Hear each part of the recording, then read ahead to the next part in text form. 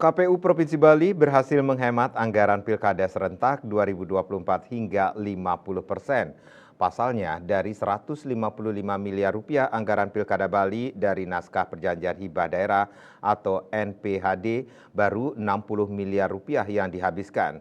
Namun masih ada beberapa tahapan yang akan dilakukan sebelum menetapkan pasangan kepala daerah terpilih, seperti pembayaran tenaga ad hoc pada Januari 2025 dan acara penetapan kepala daerah terpilih.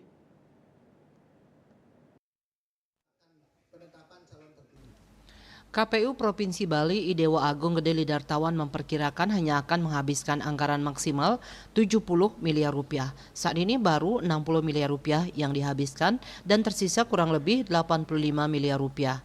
Ia memproyeksikan anggaran 70 miliar rupiah akan habis sampai Februari 2025 seusai penetapan calon terpilih.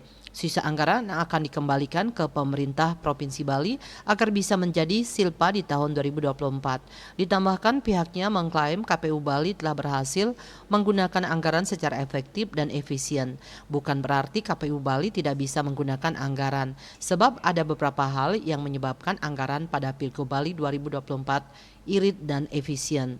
Pertama, tidak adanya peserta perseorangan dalam Pilgub Bali 2024, sehingga alokasi dana kampanye hanya diperuntukkan pada 2 pasangan calon, sehingga dikembalikan. Kedua, banyak alokasi dana untuk kelompok kerja Pokja yang dikembalikan karena aturan dari Kementerian Keuangan Kemenkyu dana yang boleh dikeluarkan maksimal hanya untuk 5 Pokja dalam setahun. KPU Bali hanya boleh menikmati 2 Pokja dari 20 Pokja yang ada. Ketiga, efisiensi terhadap perjalanan dinas yang tidak penting dan pengadaan barang dan jasa yang tidak perlu karena masih layak pakai.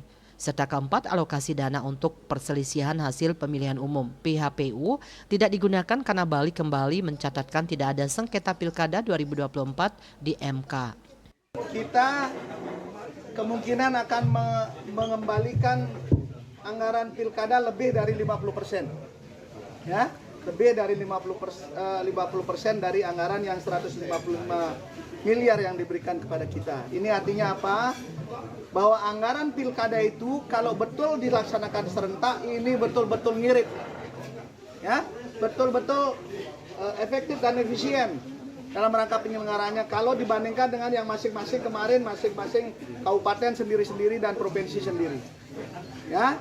Jadi ini menepis ya isu bahwa pilkada itu menghabiskan anggaran banyak.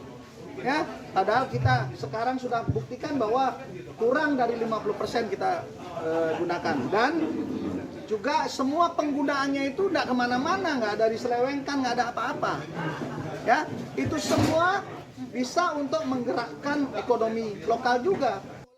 Sementara itu terkait sosialisasi, KPU Bali mengklaim bahwa telah melakukannya secara terstruktur, masif dan sistematis. Bahkan pendidikan politik untuk masyarakat juga telah dilakukan, sehingga persentase partisipasi pemilih pada pemilihan gubernur Pilgub Bali tahun 2024 persis sama seperti Pilgub 2018 yaitu 71,9%.